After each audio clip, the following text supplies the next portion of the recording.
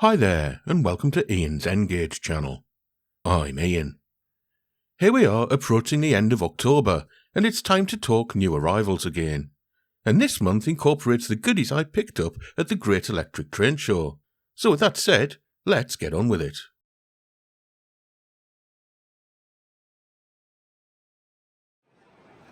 As usual, there were plenty of manufacturers and retailers present at this year's Great Electric Train Show. The moment I walked through the door, I knew it. I wasn't just attending a model railway show, but was embarking on a beautiful, albeit expensive, transaction. The retailers and I, a perfect partnership. They'd supply their plastic, and in exchange, I'd supply mine. It was guaranteed to be a happy weekend for all involved, except perhaps my bank balance, which was blissfully unaware of the incoming trauma.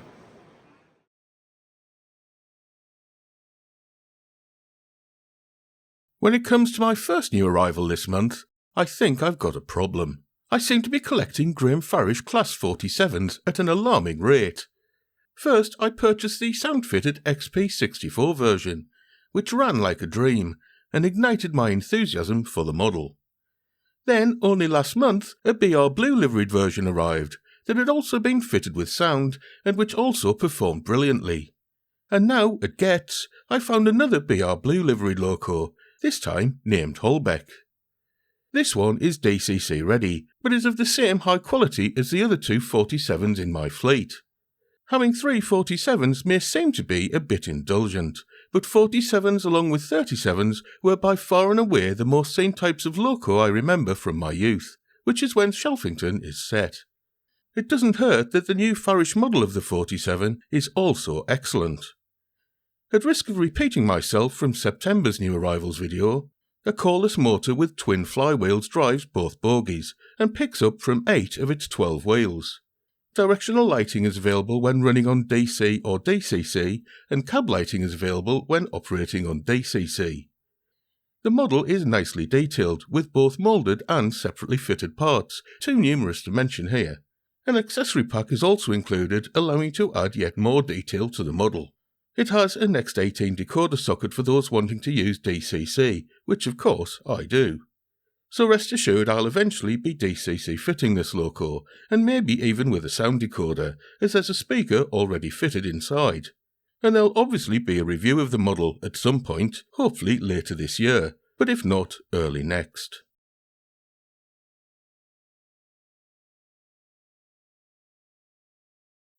The next new arrival is a fantasy loco.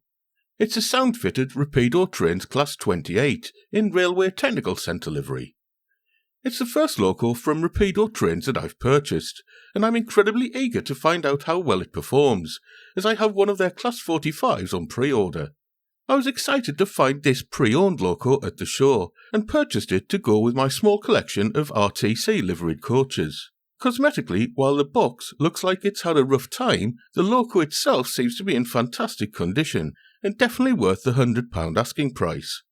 So why do I say it's a fantasy loco? Well, the loco that the model is based on was indeed stabled at the Railway Technical Centre facility in Derby, but never actually carried the RTC livery that the model depicts. And as far as I'm aware, while owned by the RTC, the loco was only ever painted in BR green. Furthermore, it never carried the indicated RTC TOPS number either, as by the time TOPS codes were introduced, the loco had been converted into a carriage heating unit. However, in this situation, Rule 1 applies, as I really like the Class 28s, and this seems like a good way of including one on Shelfington, without straying too far away from reality. The model itself contains a Locksound version 5 Next 18 sound decoder and features directional lighting. It also comes with a magnetic wand that can be used to control aspects of the lighting when running on DC. It's driven by a coreless motor with twin flywheels and has pickups on all wheels. Separately fitted parts include handrails, exhausts, etched grills, vents and lamp irons. There's also an accessory pack that contains buffer beam details such as pipework and screw-link couplings, and headcode discs that can be fitted to the front of the loco. The glazed windows have finely detailed windscreen wipers, and the cab features a fitted interior, although it's difficult to see. The underside of the model is also detailed, and includes components such as an air tank, fuel tank and battery box. The chassis also features footsteps leading up to the cab, sanding pipes and bogies that have chemically blackened wheels that run with pinpoint bearings. I think it's a really beautiful looking model, and thankfully it runs as good as it looks. Again, there'll be a review of the loco eventually, but as usual, only after I've owned it for a few months, so I can pick up on any faults.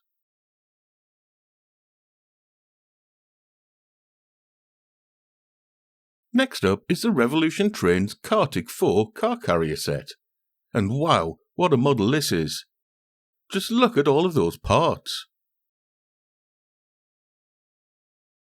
Kartik 4s were introduced in 1966 after British Railways and the Ford Motor Company identified a need for a new high-speed car carrier. They comprise of 4 permanently coupled double-deck wagons articulated across shared intermediate bogies. Revolution Trains have produced 3 different versions of the Kartik 4s, each version representing a progressive step in development that occurred between the 1960s and 1980s. I've gone for the earliest version, with BR's Motorrail branding. I think Revolution Trains have done an absolutely superb job of modelling these car carriers. The detail is exquisite. From the extremely finely detailed handrails, the beautifully modelled car decks, the wonderful bogie and underframe detail, to the perfect livery application, this is an amazing model. Of course, all of this detail comes at a price, and that price is £150. But if you think of it as purchasing 4 highly detailed coaches, then the price doesn't seem that high, does it? Well, of course it does. It's a really expensive model. As the wagons have an insane amount of detail, they require some very careful handling.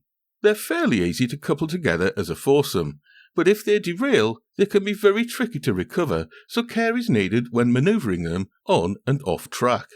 Talking of derailing, I haven't been able to get the coupled wagons to traverse my test track yet, as they derail on my second radius inclines, so I decided to change the wagon spacing by using the wider connection holes as indicated in the instructions. Unfortunately, one of the connecting pins came out of the wagon I was working on and launched itself into the carpet. Obviously, it hasn't been seen since, so I'm going to have to get in contact with Revolution Trains for a replacement pin or have a go at fashioning my own. Despite this, the Kartik 4 really is an amazing model, and I'm so pleased to have one in my fleet.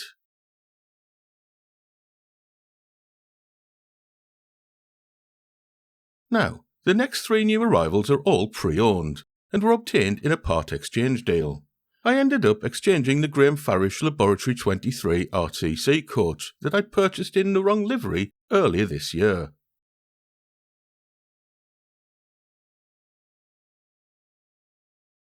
The first part exchange item is, wait for it, a brake van. It's been at least a couple of months since I fed my brake van addiction, and this Graham Farish LMS van in BR bauxite was perfect for my collection. The main body of the model is made up of mainly moulded detail, but it also has some separately fitted handrails and pipework attached to each end of the van. The internal windows are glazed, but the observation point windows at the side of the van are actually filled in, which I thought was a little strange. The chassis is nicely detailed with suspension springs, brakes, axle boxes, steps and running boards all being modelled. The livery application is excellent, with no paint overspray or bleeding, and there are no visible glue marks. The underside of the model has very little detail and doesn't feature NEM coupling pockets, but it does feature metal wheels and runs very nicely on them.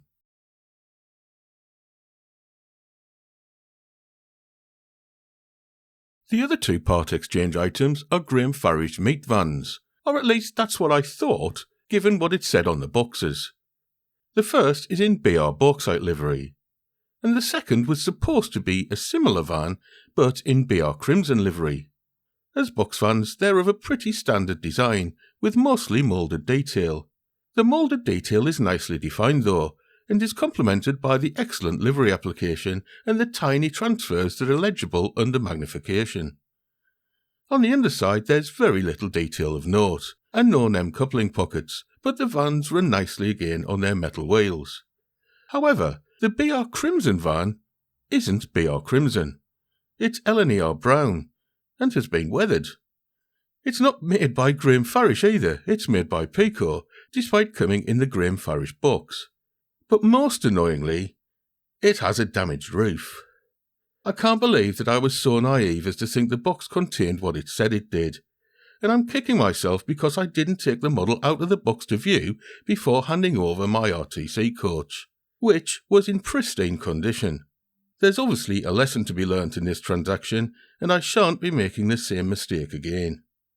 However, I always try and see the positives in this sort of situation, and I'm now wondering whether I can design and 3D print a new roof for the van. So, what's this space?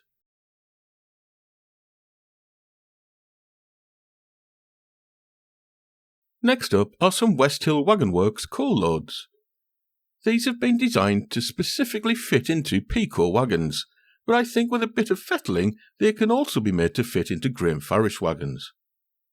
They're very similar to the Graham Farish Scenecraft coal loads that I've previously featured on the channel, but they're cheaper, more numerous, and of a similar level of detail. As well as the coal loads, you also get some height spacer blocks to help the load sit higher in the wagon. This is something I use matchsticks for with the Scenecraft coal loads, but the supplied spacers are a much better solution. I think the West Hill Wagon Works coal loads would benefit from painting to make them a bit darker, but I guess you could also use them as supplied if you wanted to.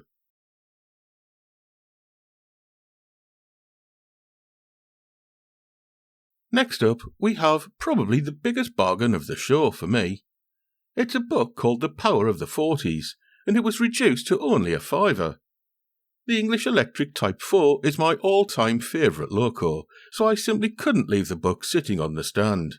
It's got some excellent annotated photographs, and I'm very much looking forward to sitting down and going through them all one cold winter evening. Hopefully I'll also get to take some inspiration from the book when it comes to weathering a Class 40, if I ever manage to obtain one.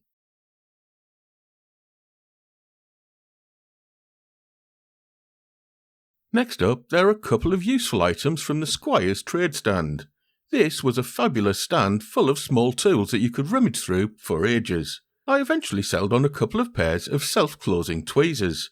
I already had many sets of tweezers, but none of them were of the self-closing or reverse action types. They're going to come in extremely useful for holding onto things while I glue or solder them together, or even paint them.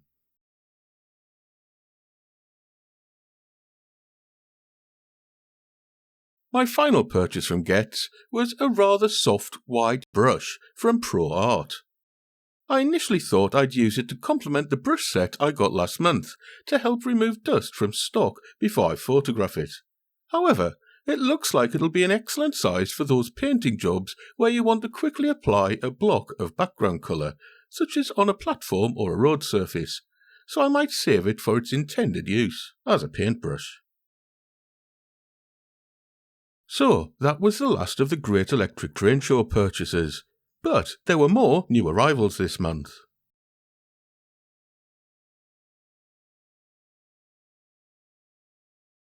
Before heading off to the show in mid-October, I purchased a couple of Bachmann 6-pin DCC decoders. These are destined to be fitted into my Graham Farish Class 108. I've been toying with the idea of fitting a sound decoder to the 108, and still might, but that would be a future project, and in the meantime I really want to get the DMU operating on DCC. While I'm not a fan of 6-pin decoders in general, I think the Bachmann ones that are made by Zimmer are one of the best you can get. They have the excellent active braking function, work well with cordless and non-cordless motors, and feature feedback via Railcom. Having owned several of these DCC decoders, one thing I've overlooked is that their firmware is upgradable, which in theory should help keep the decoder serviceable for many years to come. However, to perform an upgrade, you may need extra hardware and software, such as the Zimmer Decoder Updater, which is quite expensive. This is where Hornby's HM7000 system wins hands down, as firmware updates can be installed via the app that runs on your smartphone. Hornby get a lot of criticism in general for their products and design decisions, but it would be nice to see other manufacturers adopting a similar firmware update process to the HM7000s.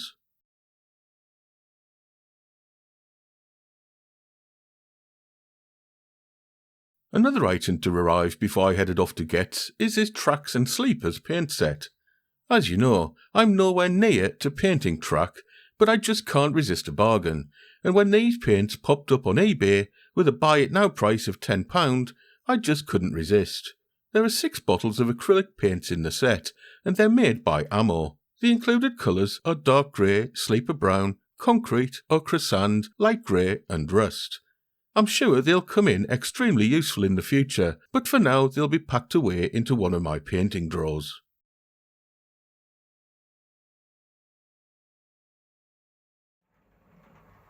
Right, here's a quick running session featuring some of the new arrivals.